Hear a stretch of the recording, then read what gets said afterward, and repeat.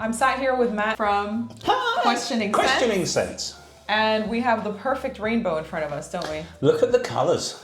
And we are in incredibly familiar territory for me. If you've watched or seen anything that I've done, if you've seen me on Instagram, you will notice that these are my babies.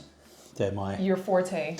Yeah, this is kind of where I like to be. These two houses, Nasomatto, Crazy Nose, Orto Parisi, Grandpa's Garden, are where my heart in perfume really, really sits. The nose behind the brand obviously is Alessandro Guttieri, who to me is just up there. I can't think of a nose that I'm more obsessed with. I love everything about the brands, the backstory to the fragrances, the marketing, the imagery, the art. Everything that's associated with these perfumes is, for me, perfection. If you're familiar with the brands at all, you will notice over time that there's a DNA to both Nasomatto and to Orto Parisi, which kind of links all the perfumes in one way, shape or another. None of them actually smell alike side by side, but it's very rare that a brand or a house can nail that smell where instantly you know that's a Guttieri. And it's here in volumes, it's here in spades. It's just a beautifully curated, made,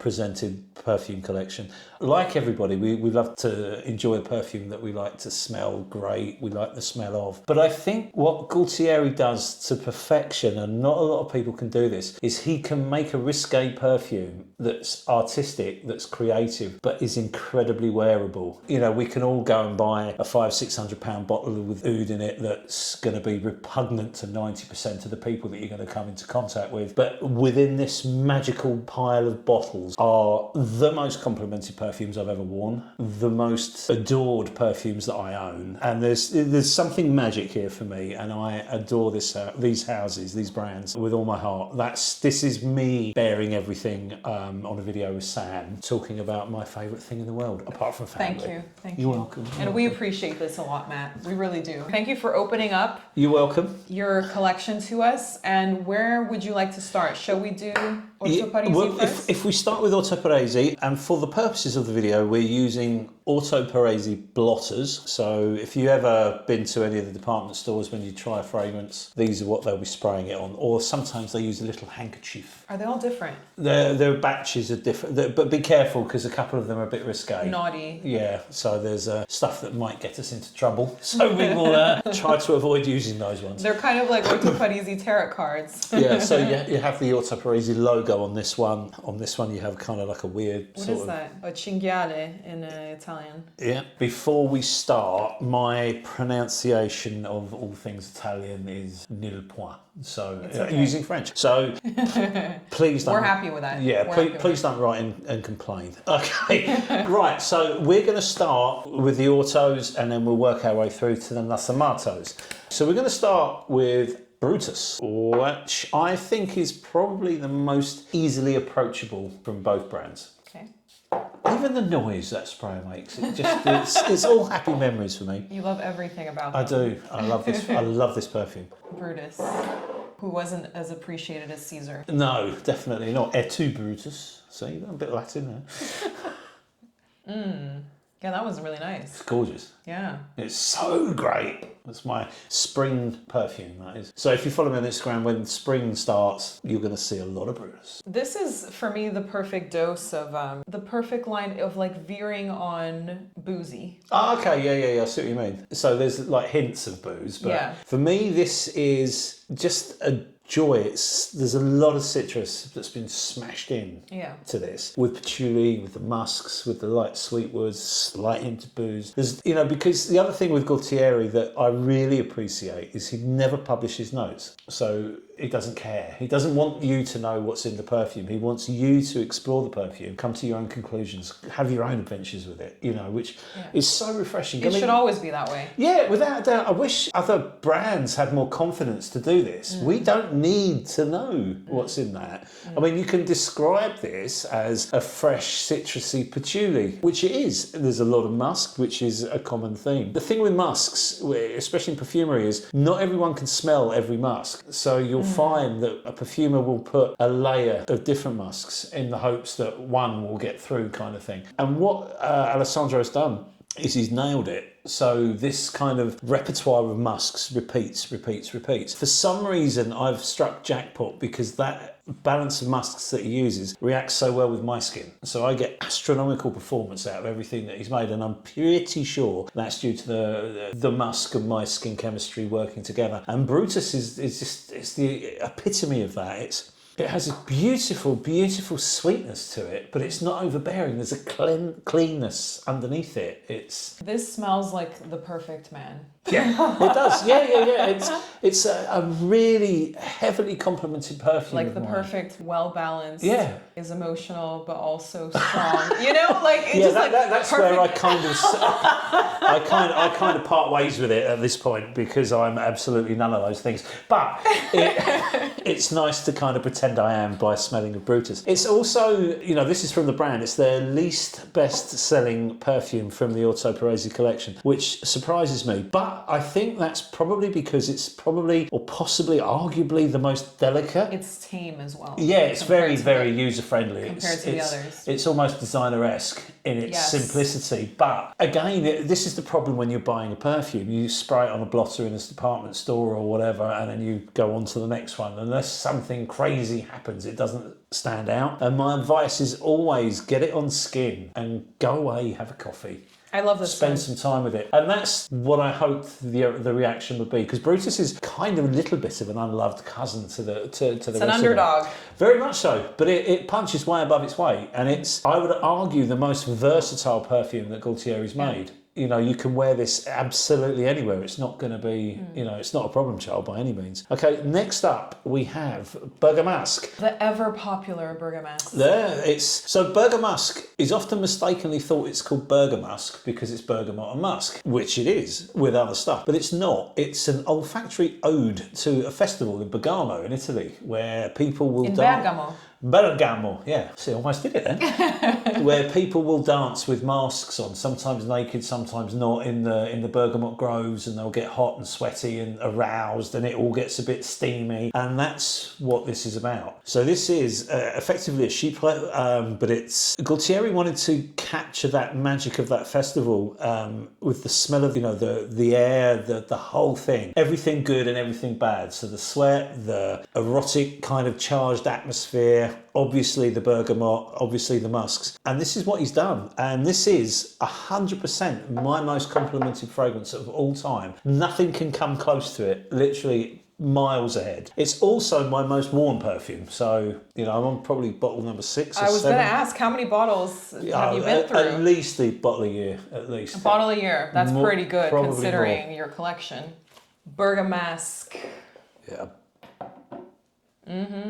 So the bergamot here, for me, okay, now it's getting fresher, but to begin with, it was very deep. Yeah. Like you're deep inside of it. I think it's waxy. You know, it's like a waxed bergamot. You know, the skin is so intense, you know, but it's not a light smell. It's not your regular bergamot, let's put it that way. It really isn't. And there's a sandalwood base to this. You know, and obviously another thing I have to mention is Gaultieri doesn't shy away from using modern aroma chemicals. In fact, he makes them the star of the show. So the Jarvanol concentration in this is incredibly high. So if you don't know, Jarvanol is a synthetic sandalwood, which is commonly used in place of sandalwood because obviously real Mysore sandalwood is just, it's cripplingly expensive. It can be more expensive than oud. And it's scarce. Obviously they're, you know, regrowing it. I think Goldfield and Banks have got plantations in Australia. Sustainability issues. Yeah, completely. But real Indian Mysore sandalwood is pretty much gone. So it's expected to use a synthetic. I love Jarvanol. I have other perfumes away from the Gaultieri collection that are heavy with Jarvanol, and they always react well with me. You know, it's one of those molecules that you just know it works for you. Yeah, without a doubt. If I look at a perfume's notes and notice that they're using Jarvanol, I know that it's going to smell good on my skin, pretty much irrespective of what else is in the fragrance. Bergamask and I have a beautiful friendship. We react so well together, and I could honestly wear this every day. Especially in summer, the hotter you are, the more bonkers it goes. There's something about the chemical structure of this perfume, my skin, or your skin probably, and heat, it just makes it explode. So it's a lot of these perfumes will react to your body temperature. They're high concentration in oil, so when you sweat, they just, away! You know, time to come out and party. I love that. And Bergamask is just, it's amazing. It's not a fragrance I can wear to the gym because it's too much. It is overpowering as well. Yeah, if you're kind of working out without realising, you've filled the gym, you know, and someone will, I knew you were here because I could smell you from downstairs. And you're like, sorry. But yeah, it's one that you have to go very light on the trigger with because a little goes an incredibly long way. And because it is such a potent fragrance, it's quite easy to go nose blind to it. I can sense that. Yeah, so you kind of try to, I mean, I get on with it, so I don't ever go nose blind to it, but I know a lot of people are only wearing it on their wrists and stuff like that, and you'll get that wonderful bubble, but it should kind of protect you a little bit from that. Next up, we have the newest from the collection, which is Risvelium. This is a fragrance that signifies rebirth, so it's a bit of a tour de force of all of the Orto Parisi. I can find a little bit of pretty much everything in this one, and it works so well. Let's just show the lid of it. There's an eye in there. I think there are Is it an eye? Yeah, it is an eye. There are 6 different eyes, so depending on which bottle you get. I've got a couple of bottles of this, and they're different eyes. Somebody's iris, basically. And these caps as well. They've got to be. They weigh a ton. The heavy metals and brass and stuff. It's a paperweight. Yeah, they've all got a different cap. So Bergamask has got bone in there, or animal horn in there. Yeah, they're beautiful. Brutus is leather. They're a vibe. Yeah, they're just... Anyway, right, I'm sorry, I'm very prone to waffle when you get me on this subject. Okay, so 2025 release. Yeah, 2025 release. Before I spray this, I'm going to make a disclaimer. This is the strongest perfume I own. It's not necessarily... Well, it is completely the strongest perfume on this table. It's a particular one. I remember it. Insane. Let's go. Coming from a house that is insane. So look, Hit me. tiny spray. I'm Sam, ready. Are you ready? I'm ready. I can smell that in the air already. Woo! It smells like a very distinct vegetable at first. Oh, interesting. Like a dirty beetroot that you've just pulled out of the soil. I get that. I do get that. Because there is a real earthy... You've literally just pulled them out of the soil. There's a very earthy undertow. And it's addictive too. Yeah. If you like that kind of scent. If you're a gardener, you got a green thumb. Like if you're into that earthy vibe, it's really addictive. What do you think to the citrus though? The grapefruit is, to me, it's the best grapefruit I've ever smelled. You love a good citrus. Yeah, very much so. You gravitate towards it. Whereas Without doubt. I feel like I kind of see citrus as like a little topping. I don't see it as the main event. But it's interesting that you point that out because before these, I wouldn't have said that about me. It's just the way that Gualtieri manages to manipulate citrus to turn it into a star. Because citruses generally are quite fleeting. You know, they're a top note for a reason. They don't hang around. But with these, they do. They really bed in. You know, and this to me, it's like a grapefruit that's been mashed, and that's the skin, the pith, the pips even are all part of that. So it's not sweet. There's a pineapple in there that provides the sweet support. So it allows the grapefruit to be as natural as a grapefruit can be. So I'm addicted to this. I get 0 grapefruit, by the way. Do you? All I get still is that earthiness. Are you getting leather? I'm getting leather. All right, hold that thought because we're going to come to that. I'm glad you've got the earthiness. I'm glad that you've got the leather. Who said there's citrus in it? I know there's citrus in it. He told you? No, but I know from my nose that there's citrus in there. Okay, there's great. more than... I mean, this to me is a tour de force of grapefruit. And what Gualtieri's done is he's kind of poking fun at this grapefruit trend at the moment. So you have the likes of Tiger and you know, this sort of sweet synthetic grapefruit. And for the master of synthetics to suddenly think, I'm going to make a natural grapefruit that's absolutely not sweet at all. It's sour. It's like sharp. It smells like tart. just the peel. Like if you were going to take the white part of the grapefruit and just eat that. I'm a child of the 70s, so in the early 80s, grapefruit suddenly became everyone's breakfast of choice with a little sugar sprinkled on the top. And if you didn't do that, the grapefruit was too bitter, you know, so you had to... Yeah, I love a good grapefruit with sugar. And it's like someone's forgot to put the sugar on that one. Yeah, this is very polarizing, extremely polarizing. I have to... the caveat to exploring these is do not blind buy any of them, okay? For everyone I love, there will be more than me that hate it because they are very polarizing. But the first two were way more wearable. This one is not a wearable scent. For you. Per se, I'm saying. Because I wear a lot of unwearable stuff. Yeah. So for me, it's magnificent. It's up there with, you know, these two are my summer. 100%. That's all I want to wear when the weather's hot. That's all I want to wear. It's very interesting. Next up, we have a very risque name, which which is Seminalis. Now, out of respect to Sam and a wonderful channel, we won't delve into too much as to why it's called Seminalis. Can you give people a hint? Because I know people watch my stuff with their children. Yeah. So let's call do a it... child-friendly It's version. named after the juice of life. The juice of life. Okay, let's leave it there. So... Yeah, that's okay. No, this is quite... The juice of life. So, Seminalis, okay, is just fantastic. I have Seminalis. You have it. You have the best taste. I love it. You said it. Absolutely love it. Seminalis. Super Seminalis. It's really good. It's just great. The creaminess, the almond, the... Seminalis is such a signature scent. Like, Yeah. it's such a... This is probably my 4th or 5th bottle, isn't it? It's a warm, cuddly person. You just want to get to know more. And it just hangs around so beautifully. And it's one of the few fragrances that I've got that when I pick up a shirt that I want to work and to throw it in the washing, you're like, oh... It's the coziest Gaultier. Yeah, without a doubt. It's not necessarily the sort of most winter, but for me, it's warm and cuddly. This is the most... It's a sweater, yeah. It kind of veers between sexy and comforting. It's soothing. It's the sandalwood again. The Javanol is fabulous in there. That little bit of patchouli, which gives it a little sharp flick, cuts through that kind of cozy almond, condensed milk kind of vibe that I get from it. And it is glorious. I absolutely adore it. Another one that always seems to get a positive reaction on it. It's like the skin scent of the Gaultieries. Yeah. But it floats around you everywhere. Yeah. The performance is amazing. It's a nice, beautiful cloud. Yeah, without a doubt. You feel quite special when you're wearing Seminalis, I think. It's almost like you're kind of grinning to yourself that you're at a little party that nobody else knows about. Yes, that's very true. You have a little secret. Yeah, with yourself. And it's very empowering, I feel. Okay, next up, I'm not sure if you've tried this one before. This one is another one that doesn't get too much hype, but I think is a bit of an unsung hero. Boccanera. Boccanera. Now, we won't go into what that means because it's, again, a lot of these fragrances are influenced by body parts. And the We love a smells. good body part, don't we? Interpreted into scent. Yeah. So would you say that the juices kind of reflect what's in them? A little. Not necessarily. I mean, with Viride, yeah, completely. With Terroni, yeah. With Boccanera, I don't know how you could use a colour to represent. The lid represents what it smells like, I feel like. It's kind of like a ruffled... Is it wood or leather? It's leather. And it's like just... dark leather with cracks in it. That's interesting you say cracks, really, isn't it? But...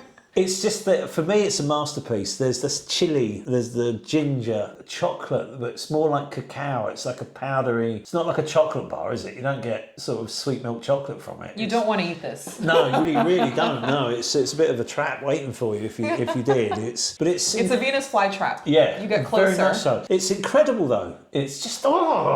It's very unique. I want to wear it all the time. Again, it's very unique, and you want to keep going back to it again because it's. But when it's it's on your skin, you're just in this heavenly bubble that's so exotic. But it's also familiar because there's a kind of a synergy between Boccanera, Terroni, even Black Afgano to heighten that. Yes. And it's again there's a melange of musks. If you like one of the three, you will like. Yeah, I think that's a really good point to make. If you like any of the darker woods, the darker fragrances from both houses, you're probably going to get on with all of them. The darker ones, for sure. There's they nothing. Have a similar vibe. Yeah, without a doubt. They feel more like siblings than they're not flankers. There's quite a lot of difference. You're never going to think, oh, that's the same. All he's done is change the top notes. There's a lot more to it than that. But there is certainly a family resemblance. Yes. To all of the darker woods. And in fact, I think Boccanera is my favourite of the three. The darks. Yeah, of the darks. Okay. Have you? We're on to Viride next. Now, Viride is. I have Viride. Well, there you go. So it's a Latin. I love it. It's Latin for like a fungus, I think. Viride. From what I remember. Yeah. But this is just the closest that Alessandro's ever got to making a masculine daily driver. I love it. So by that you mean it's a signature scent. Yeah, it is a fougere. It has to be a fougere because it's green, which is kind of effectively what I think. Green isn't always a fougere. No, but the fougere itself is the most misleading term in perfumery. I love Viride. I love Viride. You do? I just love it. Yes. I'm going to have my own one here because you're going to hog that. It reminds me of my dad in a good way. Yeah, like, yeah. He used to use something There's that smelled definitely like this when I was almost a kid. like a saddle soapy kind ofness to it. You've got obviously lots of vetiver. Saddle soap, that's it. Yeah, because saddle soap's often used. There's a product of saddle soap that's also used in shaving foam. There's a byproduct of it, Yes. which name has completely evaded me. So sometimes if you find linolem, I think is the actual material, but it pops up in quite a lot of stuff, and you'll find it's really reminiscent of shaving foam. It's so comforting to me. This is like how I want a beard to smell. And it has got that kind of ruggedness to it. I think there's a mintiness there, there's a little spiciness, there's a cloves that kind of bubbles away. The cloves, yeah, I was gonna say, it has like a cinnamony vibe to it. Yeah. But that's the clove. It is the cloves. Which I love clove.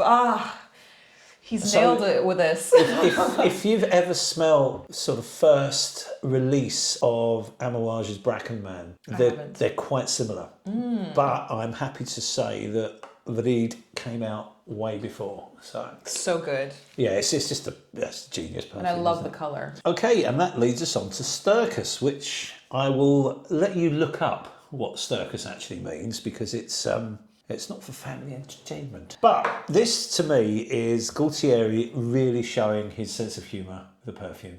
Okay, do you like oud? I love oud. Do you like Hindi oud? I don't know. Okay. If I specifically like Hindi oud. So Hindi or I know Indian, Cambodian oud or Vietnamese. Hindi or Indian oud is known for being the poopy one. It doesn't smell poopy to me. Is my nose No, it's done? honestly, there's a lot of sweet woods with it, and that's probably what you're picking up again, because let me try it on skin, see if it... It smells sweet and woody. It is very sweet and woody. It's good fun. It's playful, it's fun. Yeah, but Cambodian oud is skanky. It can be. Cambodian oud to me is normally woody, more woody. Hindi oud, especially when it's been badly soaked, has really got that fecal kind of horse shitty sort of... But this one I don't smell like actual... Oh no, it's definitely there. Poo. No, it's more barnyard than poo. It's like palatable. Yeah, very much so. It's fun. It's palatable. It's a playful take on it. It's and again, because of the suggestion of the name. I mean, look at the colour. Yeah, the colour's kind of gross. And it's meant to be, that's the whole thing, because it's about deception, it's about having fun with the perfume. But ultimately, it's incredibly likeable. It's very sweet, it's very, very playful, and it honestly, if I'm in a bad mood, this is the one I spray. Its opening is definitely, when I first got it, it was like, you can do that, can you? And, I've, over the years, got quite into my oud, and then I wasn't so knowledgeable about oud when I first got Stercus. So it kind of thought, why? And then, the sweeter notes came through, and I was like, that's actually really nice. And now I understand a lot more about perfume and a lot more about oud than when I first had Stercus. So now it's quite pedestrian, but at the time, it was like, my gosh, what's this about? And it's Alessandro having fun with the fragrance. Even the naughty name to the hints of the sort of fecal opening, which isn't really fecal. I mean, nobody in their right mind wants to walk about smelling of a dump, and it doesn't. But it kind of puts that suggestion out there. So it's a very playful, sweet, woody perfume, which I really like. Okay, now we're off to Mount Vesuvius, which is where this gets its name. So there's some controversy over the name Terroni. Yes. Not rude, but Terroni is, I understand, a derogatory term for people from southern Italy that aren't Southerners. Right. Yes. But it's an ode to Mount Vesuvius. It's meant to pick up, in French you'd call it the terroir, wouldn't you? Everything, the ground, the air. The terrain. Yeah. But it is just magical. And it's a beast as well. He was cheeky with this name, though. He's cheeky with a lot of names. Yeah, there's a play on words with everything. The whole thing is just tongue-in-cheek. Boccanera. I mean, you don't get worse than that. Especially when you open the box and you can see in all the glory what it's... I look at it every time and thinking, ooh. It's not PG. Okay. No, it's certainly not. But this whole marketing strategy, this whole mindset of Alessandro, it's there to provoke, it's there to entertain, it's there to push your buttons, to entice us as well. Yeah, completely. And we are enticed. I love Terroni. There are some people who are real haters of these brands, though. Yeah, without a doubt. Like straight up, he's just putting whatever he found in the kitchen. There's some of the negative comments about them. It's quite. I find it quite amusing because I'm, obviously smitten with the house and I'm totally in love with all of them. But yeah, they're not to everyone's taste, which, echoes back to my previous comment of please don't blind buy any of these. Finally, I think in the last 2 years, you've actually been able to get samples because Alessandro didn't agree with samples. But now they do have samples available, so you can get them direct from, straight from the source, as it were. It just smells dirty to me, Terroni. Yeah, do you know what it really reminded me of when I first started wearing it? It was smoked paprika. Huh. Yeah, I personally wouldn't want to smell like this. It's very smoky. It's very earthy. There's an earthiness that Risvelium plays on in that. Yeah, Terroni to me... It's. I think it's very much a love or hate. It's not a perfume to me. It's a scent. It's What are you trying to say, It's Sam? olfactive art, right? Like, Yeah, so it's a mood, it's a scent. It's not a fragrance, it's not something... you're not fragranced after spraying this on yourself. You kind of are, but I understand exactly what you mean. It's not a traditional perfume in that It's respect. an experience. Yeah, completely. It is. It's an olfactory experience. 100% agree with that. So this is... I've been calling this Cuoium, but it's not. It's Cuoium, I believe. And this is leather, which... Look at that jacket. It even comes in its own leather. It's so cool. It's Look got its at own that leather jacket it's in. with the print on it. And there's a heart on it. The video that... a real heart, like a human heart. The video that came out before Cuoium was amazing. It's just pure sci-fi. It's brilliant. It's Gaultieri in this kind of mask finding a shoe. Spray it. It's super strong, so only a little bit again. This is my ultimate leather. You just slapped it down like that. Yeah, you don't. Mic drop. Dum-dum. But this is my leather fragrance. This is the fragrance of which I judge all leather fragrances by now. Okay. When I pick up a leather fragrance to spray before I go to work, I put it down and pick up Cuoium again. This is smoky leather. It's oily, it's deep, it's rich, but it's supple. It's also one of the only... It's the most birch tarry one. Yeah, very much so. It's tarry. But interestingly, as an aside... I can get on with this. It's fantastic. I can get on board with this. So rewarding to wear, Sam. You will absolutely love it because it's very striking. It's very attention grabbing. I like it because this actually gives you the realness. Yeah, of that burnt leather experience, realness of it. It's when I talk about this, I can't avoid using the word texture because it's a smell, it's texturized. But it's textured. Yes. It feels supple. It feels malleable. It's like a boot that you can. It smells exactly like what the jacket looks like. Yeah, it does. 100%. What this would look like. It's been burnt. It's been aged. Yeah. It's rough. Incidentally, there's a violet that appears in the dry day. I sense that. And I do not get on with violet. Oh no? It's my kind of bogey note. But here, it's so deftly handled and it's swimming with the leather. It doesn't, if you look at violet on a scale of 1 to Fahrenheit, it sits at about a 4 or 5. It's faint. I find it absolutely enticing. I really, really love that part of the perfume. When that kind of gear shifts and it becomes minerally and sparkly and there's a violet is just swimming around there. It's just, it's fabulous. It's amazing. I think I take it back. My favorite dark is Cuoium. And look at the cap. What's that on the cap? It's just almost like the Isle of Man logo, isn't it? It's just this weird sort of... Yeah, it looks... everything about it looks cultish. It is. Yeah. I mean, the whole thing... This is a cult. Well, to be honest, it's more of a cult than a perfume house, I think. Especially when you get into it, you do suddenly feel like you've joined something. Yes. It's... Clearly, you had to have them all. Yeah, without a doubt. Should we change the pace now and go with... This is going to be your worst one. Megamare. Megamare. Yes. I've been looking forward to... smelling this again. Someone who doesn't like aquatics. I just I'm topping up with some leather before I get into that. Yeah, you're going to get wet. This isn't like any other aquatic that I'd smelt, but now it is because this has broken boundaries and set a scene and now every house is ripping it off. So Megamare. Oh my God. You love an aquatic. I love this. Look at that, it's pearl. Yeah. Mother of pearl.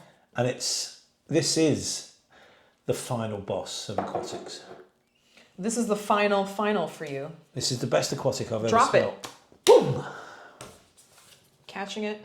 But it's not a beach. It's not... This is the raging Atlantic. This is a hurricane at sea. This is... Okay, so this aquatic I like.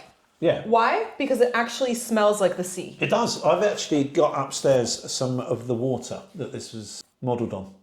I have a little pouch full of the seawater. How did you get the seawater? A friend sent it to me. What did you have to do to Absolutely get that nothing. seawater? A friend messaged me and said, I've got something... A friend messaged you? Yeah.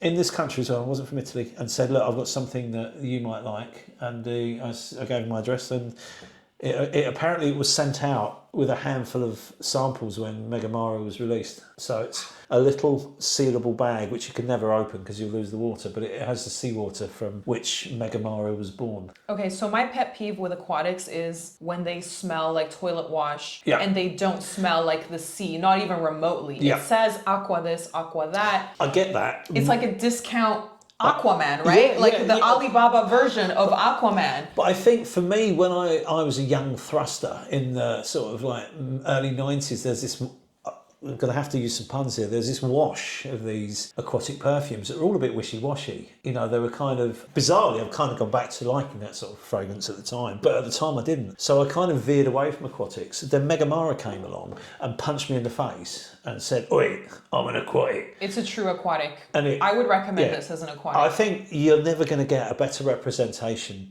of real what the sea smells like. But there's some sweet musks in here, and there's some sweet woods, and there's a little vegetal kind of sing to it. Some people complain about a celery note, which I don't get. So this is like a mermaid or a merman stuck in the seaweed on a cliff or on the rock, right? That's a pretty good picture. For me, this is a shark jumping out of a storm in the middle of the Atlantic at night. With lightning. Lovely. You know, just that, because it's so ferocious. It's a fragrance that doesn't know when to stop. Yeah. If you get it on clothes, your clothes just smell of Megamare. So I've got shirts that I wear to work that I can only wear when I'm wearing Megamare, because I don't want to lose any more work shirts to Megamare. And obviously what's impregnated into the clothing fights against anything else that I'm trying to wear. I feel like this is the aquatic purist. The answer for the aquatic purist. Even though aquatics are obviously always synthetic. Yep. This is the purest answer. So it's not like a cologne.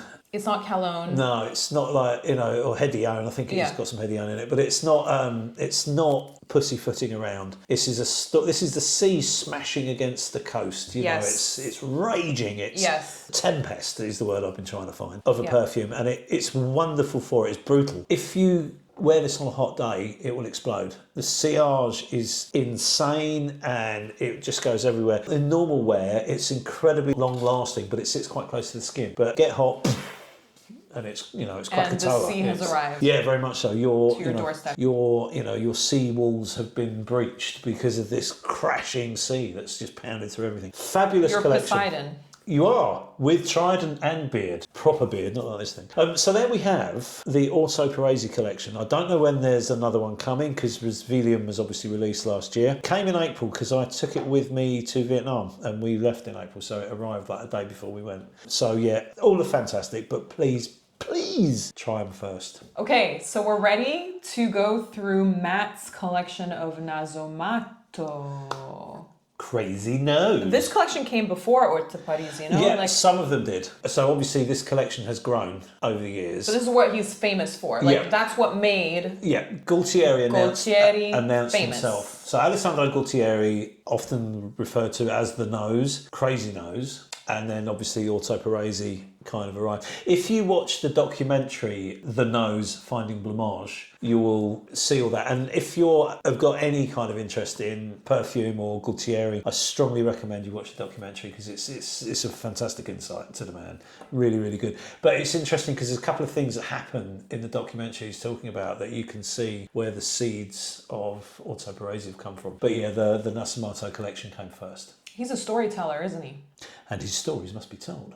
Right, where do you want to start? From beginning to end. So this is one of the most recent, actually. This is Sadonaso. Now, I have here the limited edition release, which has a phallic cap. We've removed the cap. Yeah, for the purposes of the video, we do not have it was too much for anyone to handle. Yeah, you don't want your... So when in my room where I have my perfumes on display, it always creates a bit of a stir when someone creates looks a stir, in. yes. And it would be frowned upon, that cap. Yeah, it's quite brave. So Sadonaso, have you smelled this before? No. Okay, all right. I'm going to keep stum. And I'm going to let Sam smell this and then give me her impressions on it, because it's out there.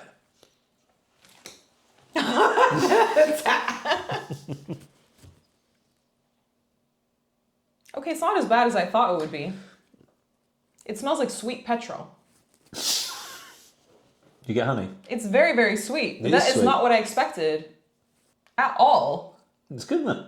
It's very, very... What? This is very sweet.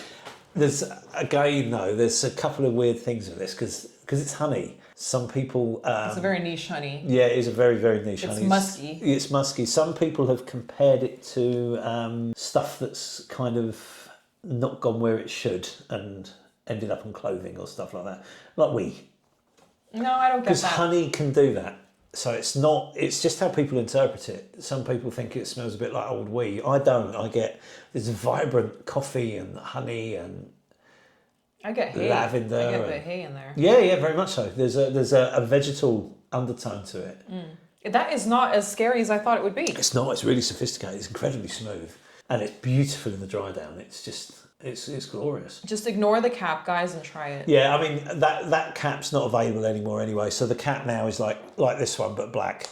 It's just like a shiny black.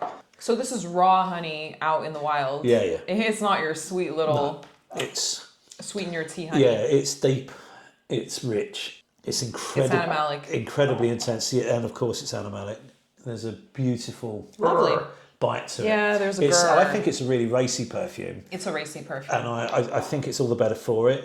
If you were going on a date, I would recommend Sadonaso, because despite all the things that we've said... It's like date 10.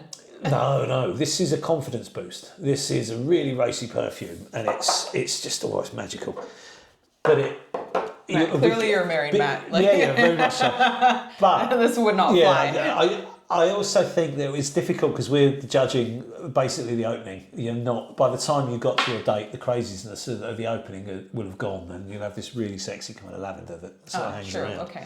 So, provided you're not having a date next door and you're just walking straight around, then I do not recommend it. If it's going to take you an hour to get to your date, give it a go. Live on the edge. They'll be a keeper if they like you. Right, here we go. Absinthe. Absinthe makes the heart grow fond. Absinthe, the green fairy. Yeah. Except it's not green. It's brown. No, it smells green. I personally love absinthe. The smell of absinthe, and this does smell like absinthe. It's wormwood, isn't it? It does smell like wormwood. The unique ingredient to it.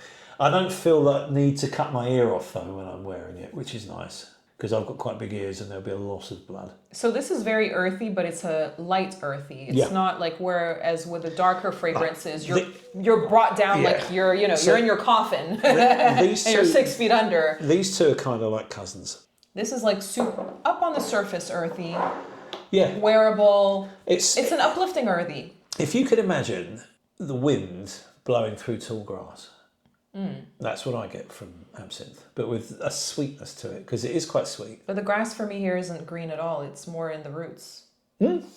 I don't get like a green the way... I think, obviously, again, we're all surmising because we don't know what's in it, but I do get a kind of a vetiver. I can sense that. That's a real kind of it's grassy... rooty earthy for me. Yeah. And also you've got to look at what's there, because Hindu grass is... the ode to patchouli. Which we will come to. We will come to, and you'll be very, very pleased to know that we've got Hindu grass and we have Nuda here as well, which are the two rarest of all of Gaultieri's perfumes. Okay, so this is my wife's signature scent. A bestseller amongst females, I guess. And it's beautiful, and Do you wear it? I do, yeah. I love tuberose. Love that. Always. Love a man who wears tuberose. Always love tuberose. It's the most floral of florals for me. Tuberose is fabulous.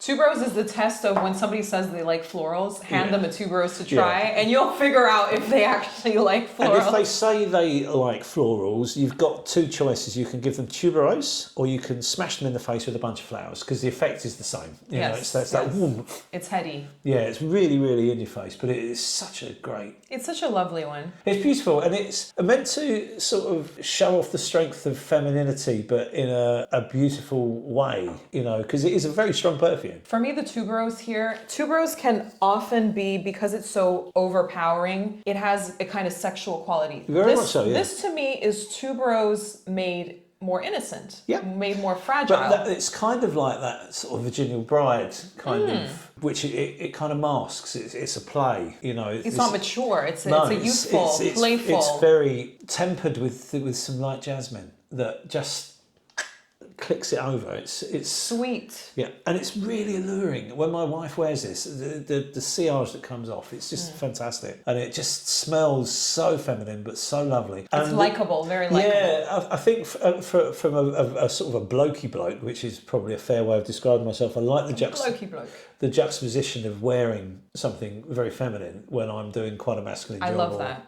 You know, it's that's all me. Yeah, it's about wonderful smells, isn't it? You know, and it's perfume's there to enhance your day is my personal philosophy of it. 1000%. And it doesn't really matter what you wear as long as you're not offending anyone and you're comfortable with it. And if you're not comfortable with it, don't wear it because it will wear you. It's not for you then. Yeah, and it really will be a disaster. So next up we have Pardon.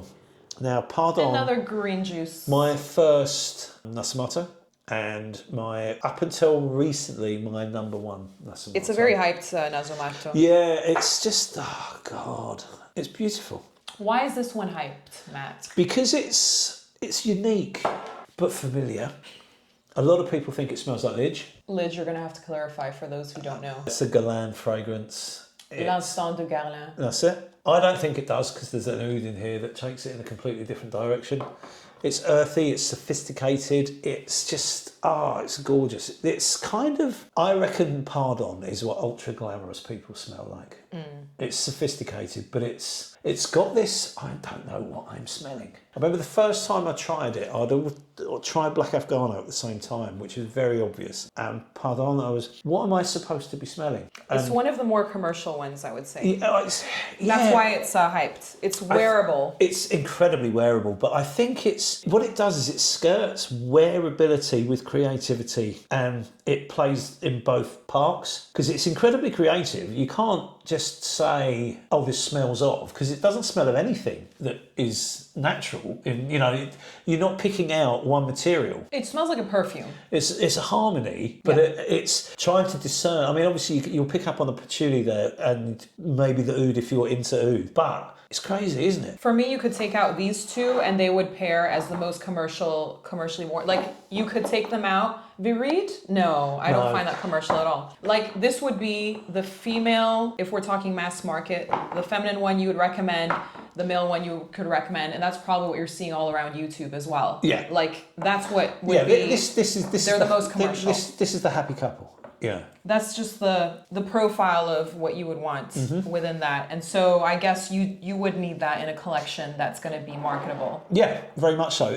But they're polar opposites. That's the other thing But they're supposed to be, because in people's brains, a woman smells like a flower and a man smells like this undescript tuxedo-wearing person. Chocolatey, sexy man. It's fantastic. Now, next up, I think you have to look at Duro as Pardon because they're both masculine fragrances, but they're polar opposites. You know, they couldn't be more different, despite the fact they are actually quite similar. Duro. Duro means hard. Thank you. This is the most magnificent masculine fragrance you could get. It's Burt Reynolds in Smokey and the Bandit in a denim shirt with a few buttons undone. It's just the ultimate. Personally, this is something that I would walk into a small niche perfumery and it would be what you would find. Like, you would ask them, give me something unusual. Yeah. And they would give you this. Yeah, and it really is unusual. It doesn't, for me, it's just neutral, genderly. Like, I don't think man. Oh, I do, yeah. That's an interesting observation because I get like ultra masculine. Like, it smells steely. Steely, that's a new take for me. I haven't come across that. I get really intense, saffrony, woodsy. Which a lot of unisex fragrances have right now. Yeah, like, right now. It's hot right now. I think this is like 10, 12 years old now. And the other thing is that we have to look at is most of these fragrances have been really groundbreaking. They've started trends of their own. That's something that, I think the brand gets tired of because how many different takes on Megamare are there out there at the moment? How many different takes on Black Afgano? Every house seems to have a Black Afgano-esque perfume, but there was none of that first. Black Afgano came out, blew everyone away, and then everybody's made their own version. Yeah, of but it. people are more aware now as well, more educated, so Yeah. they will know. They will do their research and lead themselves back to Black Afgano and get that. So Yeah, which is the beauty of the internet. very much so, and you know, trust it. You can trust me on this. Black Afghano has been so mimicked, but never bettered. Overdone, yeah. You know, it's a wonderful perfume. But Duro. So, Duro, good or bad? Duro I like. Good. I like Duro. It's interesting. So what we got next? Hindu grass. Hindu grass. Right, this one you're never going to find. It was discontinued about 5 years ago, and it's really, really difficult to find. Please don't try and buy it on eBay because it's awash with fakes, and they're charging you hundreds and hundreds of pounds for a fake one. So it's just look at it. It's beautiful. It's an older Nasomatto, so it hasn't got Nasomatto on the bottom. Some of them do. The older ones don't. And if you look at the tube, it runs straight to the bottom. A lot of the fakes that you'll see curl up into a corner. So yeah, please don't try and grab yourself an expensive bargain on eBay because there's a lot of fakes there. Bosh. Woo! It's amazing. It's amazing. I remember liking Hindu grass, and it Yeah. didn't sell well apparently. No, it didn't. And also, it's another one that's expensive to really sort of. What's that material that I'm smelling? It's unusual. It's patchouli. Is it? It's every single facet of patchouli. So it will be chocolatey, it will be grassy, it will be earthy, it will be minty. It's everything that patchouli can do. It is not your typical patchouli. No, everything that patchouli can do represents. And I love a good patch. It comes through. It really does, and it's got some little booziness in there. It's very good. It's just it's really it's so well named as well, you know, because it. Too bad it's gone. I know, yeah, it's a real shame, and I'd love to see it. It's come one of back. the best ones. Right, what we got next? Fantomas. Fantomas is my favourite Nasomatto, Yeah, I think you've said that before, Matt. and I absolutely love it. Now, if you do get a bottle, there's something to be aware of. This is my 4th or 5th bottle, so the first generation has a very light cap. Gaultieri wasn't happy with the finished product, so he went back to the drawing board. And if you just feel the weight of that, it weighs an absolute ton. Yeah. So Fantomas, named after the fictional French villain who could never be caught. Can I smell it? Yeah. There's lots of craziness goes on with Fantomas. This is so weird. This is bizarre. It's just incredible. And another one that is as strong as it gets. It's like candy. It's like candy, you're right. It's smoky, it's plasticky, it's gunpowdery, it's musky, it's fruity. It's like a specific candy that I've had. It's like the watermelon hard candies. Have you had those? Yeah. It's a lot of people think there's melon in it. Apparently there The isn't. watermelon hard candies, that's what it smells like in an addictive way. And also, it's a sillage monster. What happens with Fantomas? It's so clever because obviously the namesake is this arch French villain who couldn't be caught. You know, he would disappear and reappear. And that's exactly what the perfume does. You're with it and you're like, oh, it's gone. And then you kind of move. Oh, there it is. Does that really happen, Matt? Yeah, it really does. It really, really does. Another one that you've got to be careful with in the heat, though, because it goes insane. It's like angry perfume. Then we have a Blamage, which is named after the mistake, and the mistake in question was the history of Chanel No. 5, which was made by Ernest Beau, I believe. Yes. And his lab assistant misread the properties and put far too many aldehydes in the perfume, which resulted in Chanel No. 5 being the magical perfume that it is. So Blamage is a celebration of mistakes. Every single cap is different, by the way. They're all different. Wood. It's a piece of wood. It's birch, yeah. Smell that. It's birch that's been painted. fantastic. Ultra modern, ultra chic. This is a... And I've used It's this... elegant. Yeah, but I've used this description before. This is like a nightclub that you can only just get in if you know somebody in Berlin. Oh yeah, you know. that's very It's good. got that, like, That's very good. everyone's so cool and beautiful, and everyone It's kind of like you can smell the nail polish. You can smell it's magical. I love Blamage. I actually like it today. The first time I tried it, I didn't like it at all. I think this kind of leathery birchiness kind of upsets some people, but for me, it's Today I love it. It's magical. Try it on the skin, There you go. I will.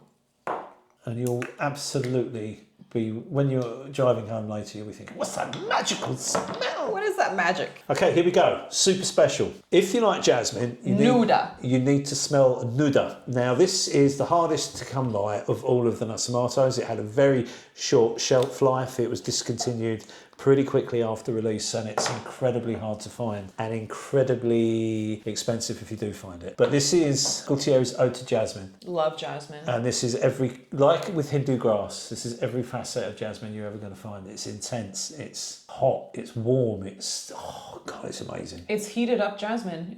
Like when you rub your hands together with a jasmine in the hands. Yeah. It's in a your really, palms. really good description, actually. That's exactly what it is. And it brings out a bit of the plasticky facets of the jasmine as well. There's a slight... The waxiness of the It's petals. Slightly indolic. There's a bit of funk in there. It's indolic for sure. You know, there's so much going on with it. It's just a bit of a masterpiece. And I'm really sad that it's going to be very difficult for you to get hold of to try because it's gone.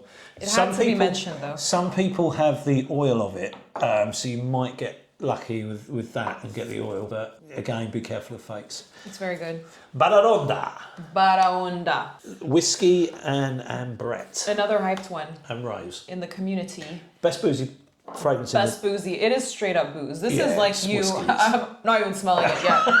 But you have just jumped into a glass of whiskey. It's the only one of these that I won't wear to work, because if I did wear that to work, I can see me having to visit You've HR. jumped into the glass of whiskey. Yeah, without a doubt. Or you spilt it all down your clothes. You are that guy from Mad Men who drinks all day at work. Yeah, you are indeed, yeah. But then you create magic, right? Like, you do wonderful things in advertising. The magic is in the bottle. The other thing you got to realise, Sam, is with Baraonda is these caps are actually cork, and they're all different. And it just, I mean, can you not associate a better thing with booze than cork? It's just, you know, it looks amazing. It smells fantastic, and as I said earlier, the ambrette, that musk mallow, it just takes the edge off the whiskey to stop it just being pure booze. Yeah. And I think there's a little bit of rose right down in the base that just helps make it a bit more captivating. I think as a fragrance, if it was just pure whiskey, what's the point of that when you can just dab whiskey behind your ears and have a drink after? You can't drink that, I've been told. Have you noticed that your fragrances have gotten better with time as they've macerated? Because I'm picking up notes in your older bottles that are used up that I wouldn't catch like in a shop with a newer bottle. I think that's very much the case. I'm not sure it's maceration. I think it's more to do with oxidization. Yeah, no, I think it's just as that air hits your perfume. You know, because remember, perfume's such a personal thing. So even where you're storing it, the ambience will change. You know, and I can't bear it when fragrance companies, there's Le Labo, for example, will tell you that you should be replacing your fragrance after 12 months. You know, it will have a best used by date on the perfume. Yes. You know, these last forever if they're looked after. Absolutely. And you will reap the benefit of having an older bottle. Hand on heart, I've never had a perfume go bad. No, me either, ever. I've got really old perfumes, and even the top notes years, are still like good. 10 plus years. Yeah, without a doubt. If you store them correctly, dark, cool. Yeah, do not keep them in the bathroom. Do not, as the fragrance reviewers have, a wall of fragrance with light shining on it. Yeah. These are susceptible to colour change massively. So if you go to a department store where they have an underlit platform that the perfumes sit on, you'll watch all of these colours change. You know, I remember going to Harrods and saying, what's happened to Viride? It looked like it's that beautiful deep green had gone aquatic. It looked like a swimming pool. You know,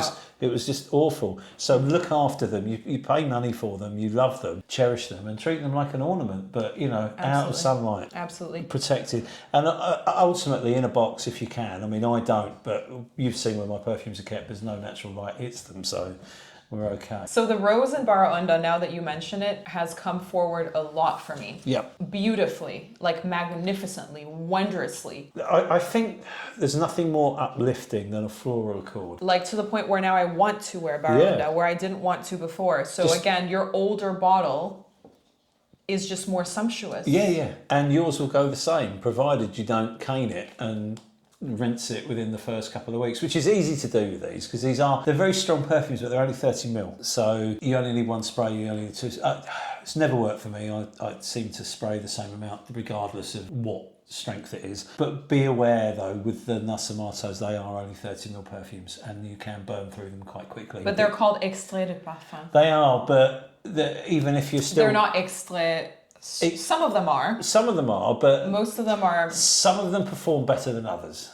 But also it's like a blurry thing, the whole extrait de parfum thing. Yeah, because you can call a perfume whatever you want. Yes. There's no legal requirement for you to put any kind of reasoning to No your one name. is checking. Yeah, you can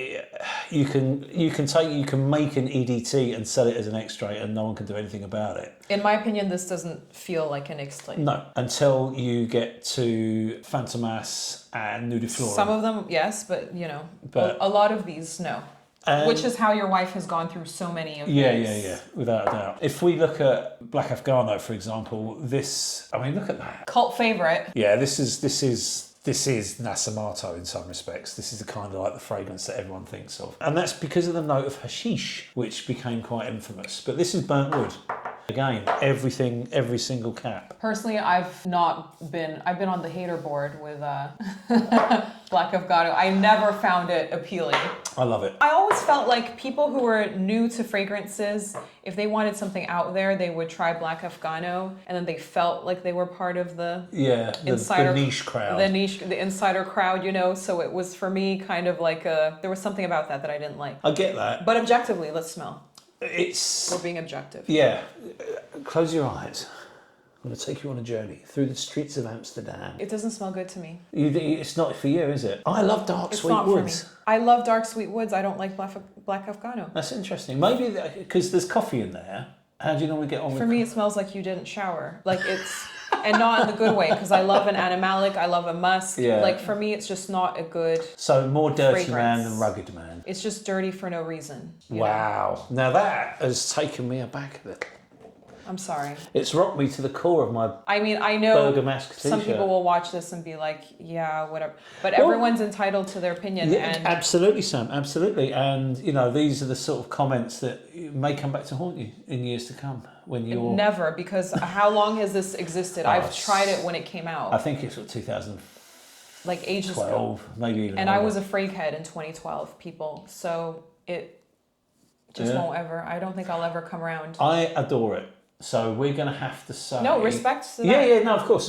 But we're going to have to sort of agree to disagree there, because I think it's such a unique smell and it's so replicated. There's an Italian brand whose name I shall not mention, even renamed one of their perfumes Pure Afgano. And they do smell remarkably similar. These clones. Yeah, and this is not a clone house. This is a very, very big Italian niche house that sells its fragrances. That's how it goes, though, Matt. We all know this by now. Big, luxurious niche, and then they're cloning. Punching down on the smaller guy. And it's so frustrating because before Black Afgano, there was nothing like it. Nothing like Black Afgano. And then it came out. And I'm like, why, though? Yeah. I mean, obviously, it's a conundrum for you, Sam. But yes. For me, it's a miracle of perfumery. Have you ever smelled Black Afgano in somebody? Yes.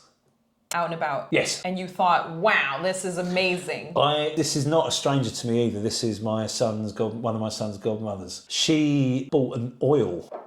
That's what these are, guys. By the way, they've been here the whole time. These are little 5ml oils of some of her favourites. She was wearing it, and I couldn't, for the life of me, I could smell Black Afgano in the pub. There's a big group of us together. There's about 10 of us all around a big table, kind of Sunday lunch sort of thing. And I kept getting, and I was thinking, that's Black Afgano. And then it dawned on me, it was my friend had the oil and she just put a little bit behind each ear and on each wrist. And it smelled absolutely enchanting. But I didn't get any of the hash or any of the coffee or anything. I just got this really sweet, mesmerising, woody smell. And then once I realised who was wearing it, every time she moved around, this is just delightful wafts of it. It wasn't oppressive, it wasn't like huge projection or anything, but it was in the air. And I could smell it above the perfume that I was wearing. So it was like, oh wow. Those oils, they slap. They really do punch out. So, yeah, good. But it smells really alluring. In fact, it's on paper a very masculine perfume, but I think it smells better on women than it does on men. To me, it has no gender. It just smells like dirty.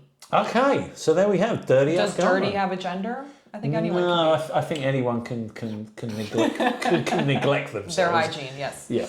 Right. Shall we move on to another one?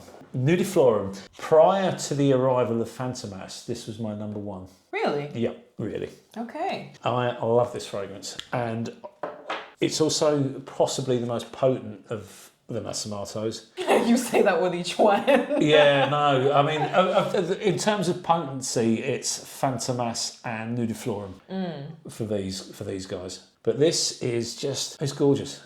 It has the most enchanting dry down where it glistens on your skin. It's just, it's so sensual. It's such a beautiful fragrance. What does this remind me of? It reminds me of something. I think you may find it quite similar to Encelade from Marc-Antoine Barrios. But that just came out. Yeah, this is years older.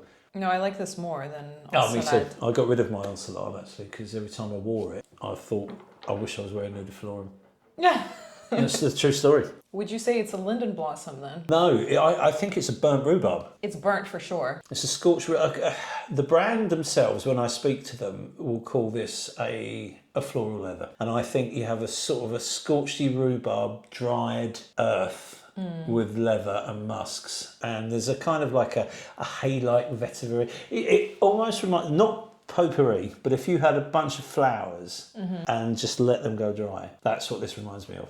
There's no freshness to it, but it's still beautiful. It's still delicate. I get more rhubarb than florals. But again, we're kind of, because we're using blotters, we're trapped in the world of top notes. You're not getting the skin. We're not getting the full effect. No, and it is a skin effect that they were looking for. It's meant to be the skin on skin is kind of what they were aiming for with the dry down especially. And I think it is such a sensuous perfume. For me, I feel like it's more the power of suggestion with this one. Possibly. There's also, because it's called Nudiflorum. I think you have geranium in here because at times it almost smells like a rosé to me. It does not smell like a skin scent to me. Not again any way light at all. Like we're stuck in this. Don't forget, this will last on your skin for 12 hours plus. It smells very weighty. For me. The chances are you're going to bathe before this runs out, and that's a fact. When we've worn this to work, bearing in mind I start work very, very early and finish quite early, and my shift's I'm out for about 10 hours maximum. I will have showered before this is anywhere near finished. And it's really in the deep dry down that you'll get this effervescent sort of shiny skinned magic. It's just a delight. It's a masterpiece. It really is. Again, not one of the more popular Nasomatos either, but I think it's one of Gaultieri's best perfumes. Right, now we have Silver Musk, which is musky. It's an easy one, this one. Yeah, it really is. And to be honest with you, I've mentioned this before. Gaultieri is a master of musks. His blending of musks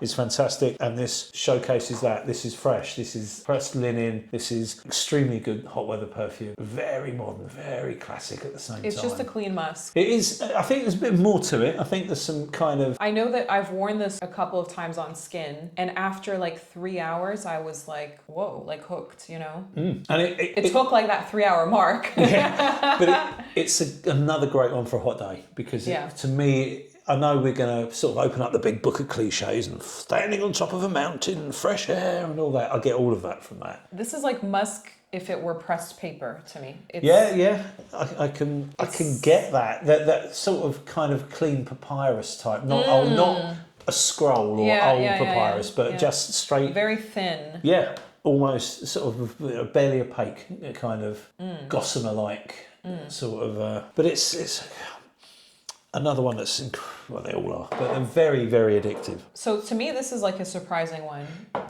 to have in the collection. Because you have straight up dirty and rolling around. Again, though, it's polar opposites, isn't it? In the mud and armpit. And then you have... laundered linen. Like in the same collection, and they're literally, these two are polar opposites. That's you've highlighted the complete spectrum there. If they were bookends, they would be holding quite a lot in between. And I think you're either one or the other. Yeah, I mean, your heart. Well, you could like one but your heart will sing to one or the other, I think. I think it's an interesting one because obviously that's my second bottle of Black Afgano and that's my second bottle of Silver Musk. So they're neither of them are my most worn by a long chalk. But Silver Musk for me, I tend to only reach for it in the summer. I don't really wear it in the winter at all. Black Afgano is a winter fragrance for me for sure, or autumnal. And then that leads us sadly on to the last one, which has also fairly recently been discontinued. Aww. China White. Is this China? It's ceramic, yeah. It's ceramic, cracked ceramic. It's beautiful, isn't it? It is beautiful, yeah. Because from a distance, it just looks like polished. Yeah. And then when you get closer to it, all the imperfections are there. The cap tells the entire story of the perfume. It's true. like all of them, to be fair. This is good. I think this is really good. And I think people misinterpret China White because obviously with Black Afgano having its narcotic connection and China White being named after another kind of narcotic, it doesn't smell at all like people think it's going to smell. I love it. It's this popping sort of aldehydic freshness that I really love. I really like it. I mean, the ones that are discontinued, I like. yeah, it's often the one. And I've just got a bit on my thumb there and it just smells fabulous on skin. And it's all of these need to be tested on skin. Blotters will not react in the same way as your skin. They all rely on chemistry to really, really work. So please, please, please sample them. And as we've said, do not blind buy any of them. But if you're in a shop that sells them, get them on your skin, go away, have a coffee and live with them for a little while because they're magical. China White smells like expensive makeup. It does, or almost like the expensive makeup bag. It smells like high heels of makeup. Well, there you go. In a good way, right? Yeah. Like an amazing way. That sounds like a cracking night. Very polished, yes. It's smooth as well. China White's kind of what you see is what you get. There's not a great deal of development. It kind of opens and leaves you where you want to be. We all fall in love with the fragrance because of the opening, and that's kind of a sales trick in some respects. And often the more exciting notes are at the top because they're the more fragile notes. And as the fragrance develops, then it gets heavier and heavier and heavier. And that's just chemistry and the way perfumes are made. With fragrances that are linear like China White, they're a bit of a treat because you're enticed by the opening and then you get to stay with it, and it's lovely. It really is good. And you know exactly what you're dealing with. Do you have a favourite? I have multiple favorites. I don't own any Nasomattos, actually. I think that I ran away from the fanboy crew. Yeah, the frag bros. The fanboy crew scared me away. I liked China White. Baraonda, I think I would get, potentially. What about Narcotic Fantomas? Fantomas, I wasn't crazy about because I'm not a fruity gal, necessarily. And then I have Seminalis, which I love, Viride, which I love. Cuoium, I would wear. Yep. I think the more time you spend with Cuoium, the more addictive it becomes. You'll start craving it. Yeah, I agree. If you had a sample of it, you'll be like, oh no, I've run out. And then you're like, I think so too. You'll start plotting and scheming on how to get it. As an aside though, what is worth looking at if you're looking to buy, these oils are fabulous. Unfortunately, they're not for the Orto Parisi, it's only the Nasomatto. But you get 3 in a box, I think, from the brand. So you can buy. Are they good value? Yeah, they're really good value because there's only like 3 or 4 or 5 mil in each bottle, but it's so concentrated. And because it is an oil, it automatically has less projection than a perfume, but you've got the longevity and there are no slouches. The Fantomas especially is really loud. And obviously being the freak that I am, I've layered them with the perfumes as well. That would be a double whammy, no? Yeah, very much so. I thought so. So yeah, a brief look at my favourite houses, Matt? my favourite brands. Matt, this has been a journey. It's been fabulous. It's been emotional. I was hoping that you weren't going to use the word grueling there. Grueling, no. At times, depending on the perfume. But well, to be fair, Sam, I'm very proud that you've stuck with it. You've got your nose into some that you knew you didn't like, and you still went through with it. So I think a big hand for our little soldier. Oh, thank you. Thank you very much. Thanks very much for coming. Thank you for having me, and I am in Matt's house.